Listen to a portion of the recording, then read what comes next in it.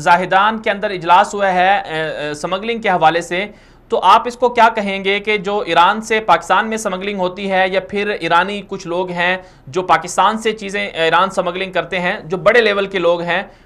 Corrupt mafia اس میں ہم کہتے ہیں، بڑے بڑے مافیاز ہیں، تو آپ کیا سمجھتے ہیں یہ سمگلر ہیں کون اور ان کے اہداف کیا ہیں؟ کہا جاتا ہے کہ ایران جو ہے، جو کہ ان کو مالیاتی طور پر مسائل کا سامنا ہے، وہ بیرونی دنیا سے ڈالر اکٹھے کر رہا ہے تاکہ امریکی پابندیوں کے جو اثرات ہیں اس سے بچا جا سکے۔ بسم اللہ الرحمن الرحیم۔ اصل میں یہ 22واں اجلاس ہے جو زاہدان میں ہوا پاکستانی اور ایرانی حکام کے درمیان، اور یہ عام طور پر یہ دونوں سائڈ کے بارڈر فورس والے وہاں بیٹھتے ہیں اور وزرائے داخلہ، تو یہ لوگ بارڈر کے اوپر یہ کس جگہ سے کون سے سامان کے ترسیل ہو جائے غیر قانونی طور پر، تو اسی پہ یہ لوگ اسی مسائل پہ بات کرتے ہیں۔ تو اصل میں جتنے سامان کے اسمگلنگ ہوتا ہے بڑے پیمانے پر، چاہے پاکستان سے ایران پہ جاتا ہے یا ایران سے پاکستان پہ، یہ صرف اور صرف ایرانی ضروریات کے لیے ہیں اور ایرانی زر مبادلہ کو بڑھانے کے لیے۔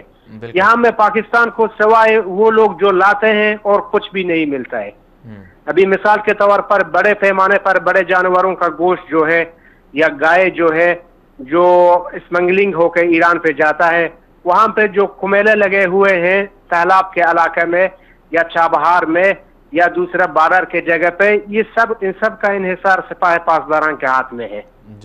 تو ان کا فائدہ جو ہے، ہزاروں جانور جب جاتا ہے بھی ٹیکس کے بغیر، اس کا پیسہ سپاہ پاسداران کے ہاتھ میں جاتا ہے۔ اور یہ چاول اور دوسرے لیمون ہو گئے یا فروٹ یا دوسرے سامان اگر آپ دیکھیں گے، یہ زاہدان میں یا مشہد میں یا تہران میں یہ پاکستان سے سستا وہاں پہ ملتے ہیں پاکستانی کے ریٹ پہ۔ ابھی چاول بناسپتی ہو سکتا ہے پاکستان میں کہ اچھا والا کلو 180 120 روپے ہو جائے، وہاں پہ یہ عام طور پر 100 روپے 120 روپے آپ کو ملے گا۔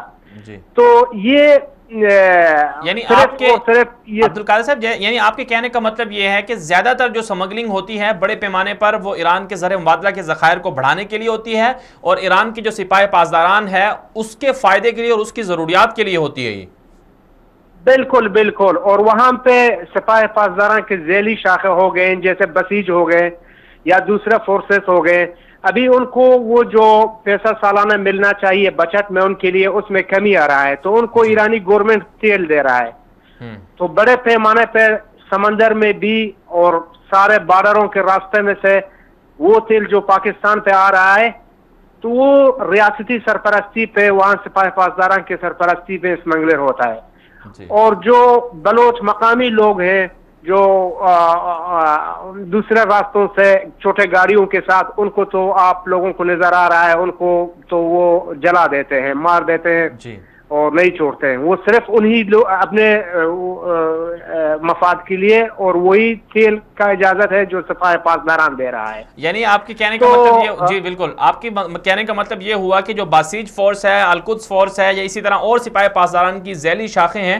وہ اب اپنے بجٹ اور ضروریات پوری کر رہی ہیں سمگلنگ سے، اور جو علاقائی تاجر ہیں دونوں اطراف میں بستے ہیں، ان کو مسائل کا سامنا ہے کہ وہ اگر چھوٹی موٹی چیزوں سے تجارت بھی کرتے ہیں تو ان کی گاڑیوں کو جلا دیا جاتا ہے۔ تو بلوچستان میں سنی عوام کا کیا صورتحال ہے؟ جو ایران کا بلوچستان ہے وہاں کیا حال ہے؟ بہت غربت ہے، پسماندگی ہے وہاں پر؟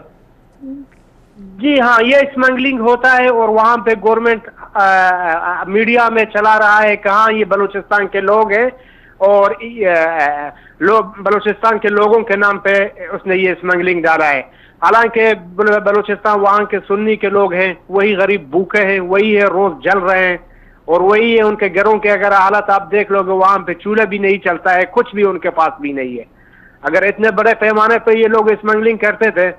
تو کچھ نہ کچھ ان کے معاشی حالات میں بھی نظر آتا تھا۔ ہاں بالکل، لیکن یہ بڑے پیمانے پہ جتنے ہیں یہ تو